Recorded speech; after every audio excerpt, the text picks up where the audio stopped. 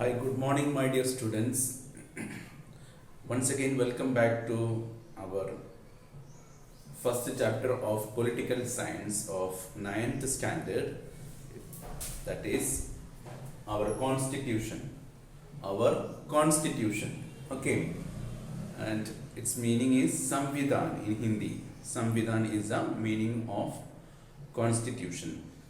And a constitution is the written laws and regulations how a citizen of a specific country should live, okay, and how he should behave to the other citizens and as well as to the state and other authorities. Okay, these are the rules and regulations for the people of a specific country, or we call them as citizens.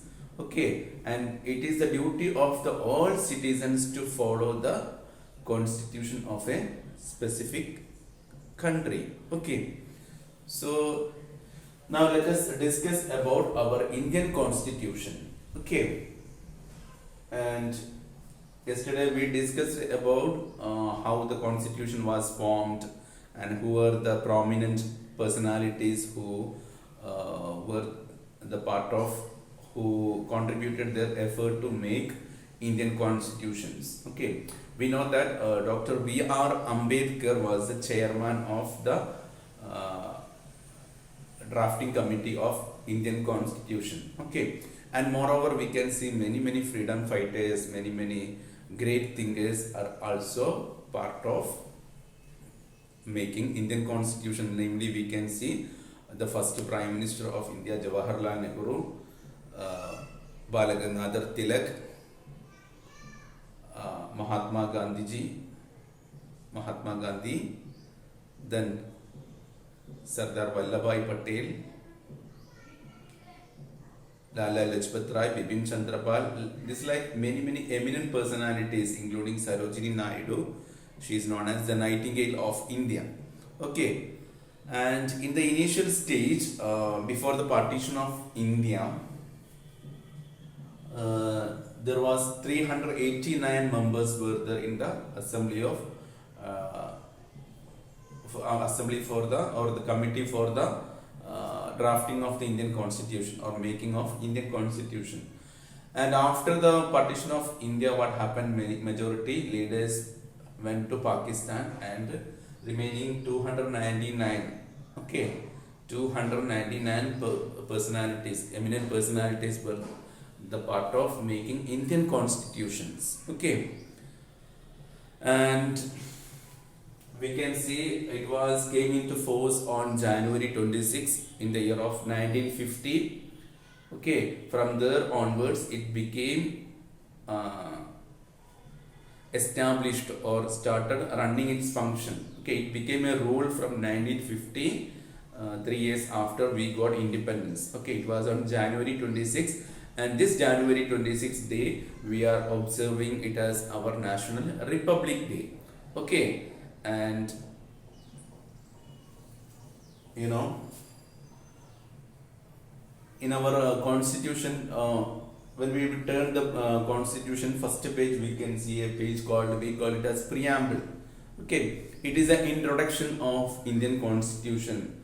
Okay, so we can say preamble is a mini constitution. Okay, the core or the important things are discussed in the preamble. Okay, so we can say preamble is a key to the constitution. Okay, so we can say on the first page of preamble, on the it is beginning like this. India will be a sovereign, socialist, secular, democratic republic country. Okay, India will be sovereign, its supremacy, its authority or monopoly or the overall power is vested with the government of India, and the people given the right to its elected President of India. Okay, and President of India is a supreme, or we call him as the first citizen of India. Okay, and our Indian constitution also focus on the socialism. Okay, eradication of social inequality. Okay, giving equal opportunities to all irrespective of caste, religion, gender. Okay, giving equal consideration to all, and those who are deprived, those who are very poor, backward in the society, in order to bring them back to the mainstream of the society. Our government of India, that is our Indian constitution, has given certain reservations for the weaker sections of the society, for the overall development of the society. Okay, and our Indian constitution also eradicate or abolished all types of discrimination, untouchability, okay, and cruel and very bad rituals also. Okay, so when we come to socialism, it is a very good ideology. Okay, and the second point you can see, that is secular.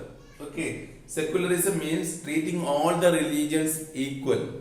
Okay, no any extra or additional consideration to any religion, or treating all the religions equally, that is known as secularism. Okay, and each and every citizen of India has the right to opt or to select his own favorite religion. No one can stop a person from selecting any religion, because our constitution of India guarantees these things. Okay, it is part of our personal freedom.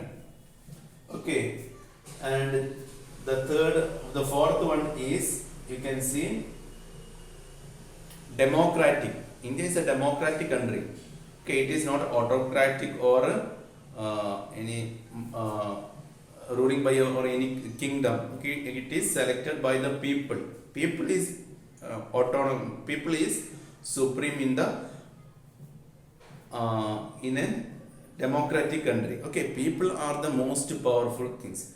So every 5 years we have elections.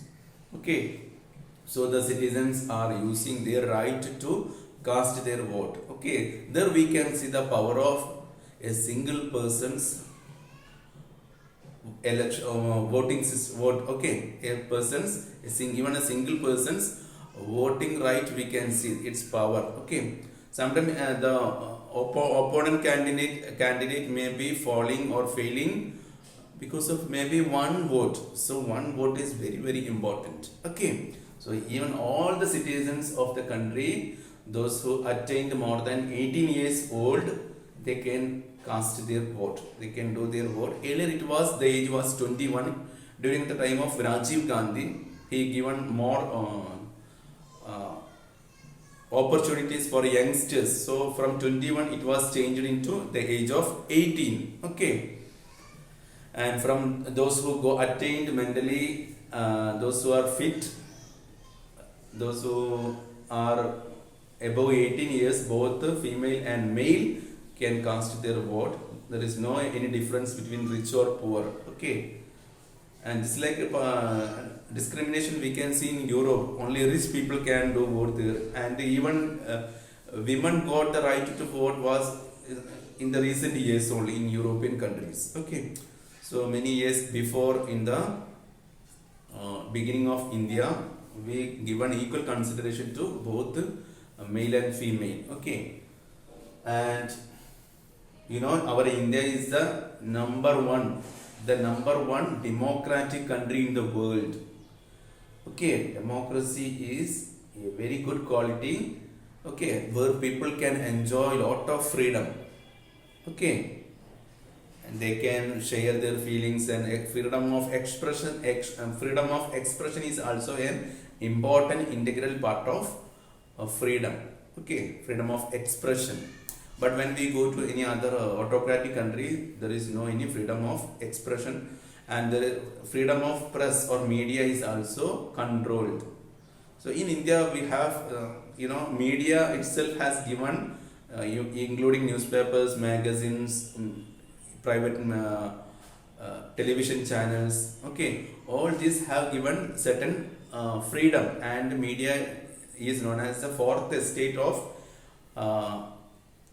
the government. First is the legislative, second judiciary, executive, and fourth one is press, or we call it as media. Okay, media is the, or press is the fourth estate or the fourth pillar of Indian government. Okay, that is about democracy and republic.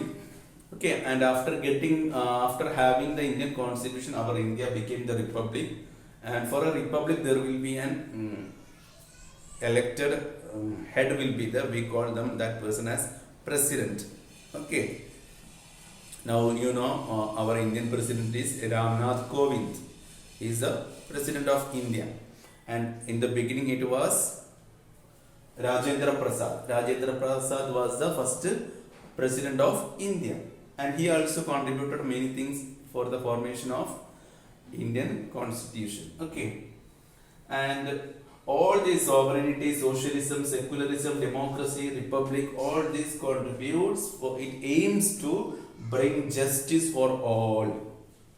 Okay, and equality and fraternity. Fraternity means brotherhood. Okay, so remember, it focus on justice, equal justice for all, irrespective of gender, caste, religion, rich or poor, equality for all. Okay, and fraternity, maintaining brotherhood among the citizens. That is the core elements of the preamble of India. Okay, and you know, we adopted many ideologies from the American, British and Irish. That is American, Britain and the Constitution of Ireland, we call it as Irish. Okay, so many innovative ideas we got from the Western countries. Okay, and in addition, we are also made our own idea, some principles and laws in our Indian Constitution. Okay, so our Indian Constitution, because of these reasons, Indian Constitution or Indian Samvidhan is known as the biggest written constitution in India. You know that already. You know that India is the #1 democratic country in the world, as well as Indian Constitution is the #1 or the biggest written constitution in India, and it is neither flexible nor rigid.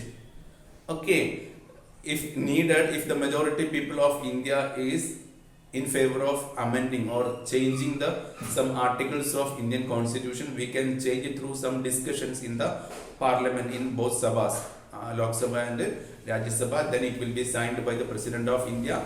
Then only it will become a rule or act. Okay, some certain procedures are there. Immediately we can't do that. It will take long term of time, and with the permission of the people. Okay, through democratic way we are amending or changing certain rules. That rule is also in favor of our nation. Okay, so that is about the quality of Indian Constitution. It is neither rigid nor flexible. Okay, whereas when we go to America, it is rigid. We can't change any laws in the America. They can't amend the Constitution of America. Okay, and whereas when we come to India, according to situation, according to time, we can amend or change or modify the rules and regulations in the Indian constitutions. Okay, not in all regions, in certain regions only it is allowed. Okay, that is about the salient features of Indian constitutions. Okay, and yesterday we discussed about that. For making Indian Constitution, around 7 members from Mysore province also participated in the drafting committee of Indian Constitution. 7 members from Mysore province. Okay, earlier Karnataka was known as under the province of Mysore. Okay, some part of Hyderabad also. Mysore, like that. That region was known as Mysore region. Okay, and yesterday we discussed about the 6 fundamental rights. Okay, that is, first one is equality, right to equality, right to freedom. Okay, right against exploitation, right to religion, right for cultural and educational activities, and right for constitutional remedies. Okay, so these are the fundamental rights guaranteed by Indian constitutions. Okay, so right to equality, all people should be treated equally irrespective of gender, age, caste, religion, region, okay, languages. Many diversities we can see in India, but then also our India is known as unity in diversity. Okay, so equality is number one quality guaranteed by Indian constitution. It's in its fundamental rights. This fundamental rights means this is the foundation of the Indian constitution. Fundamental rights are guaranteed by Indian constitution, and it is the foundation of Indian constitution. Okay, and second one is right to freedom. We can travel any part of India, okay, without any proof. Okay, we can at least we can keep the proofs or some data is provided by the Indian government like Aadhaar card. Okay, no other requirement is needed from moving from one state to another. Okay, for showing our identity we can show our election ID card or Aadhaar card, that is enough. Okay, and no need of passport from traveling from one state to another. It is our choice, and we can speak whatever language we want, we like. Okay, we can practice any religion, and we can have any type of food festival. That's up to us. Okay, it is a part of freedom of individual. Okay, that is freedom, and this freedom has many dimensions are there. Freedom of expression, freedom of religion, many things are there. Okay, so the next one is right against exploitation. In market and many areas we can see some people may cheat the citizens. So there also citizen has the right against exploitation. Maybe physical exploitation, mental exploitation, different types of exploitations or cheatings are there. So a person can approach any court, okay, of India, maybe municipal court, district court, state high court, or the ultimate or sovereign court, we call it as Supreme Court. Okay, so many according to the density of the case, or according to the depthness of the case, we can approach appropriate court in India. Okay, then let us come to religion. We can see India is a hub of religions. Okay, India has a tradition of accepting all the ideologies and religions throughout the world, and majority around 95% of the ideologies and religions were emerged in Asian continent. And within India we can see lot of religions emerged in India, like Buddhism, Jainism, Sikhism, Zoroastrianism, Hinduism. Okay, and moreover we adopted many religions from foreign countries, especially from Western countries, Arabian countries like Islam, Christianity. Okay, and Persian religion, like that many religion we can see. And our this religion Buddhism and Jainism spreaded out of our country more than in our country, like Japan, Myanmar, Sri Lanka, like that countries are examples for the growth of Buddhism. Okay, and the second last one is cultural and educational activities. It is a right, now it is a right to education is an important right.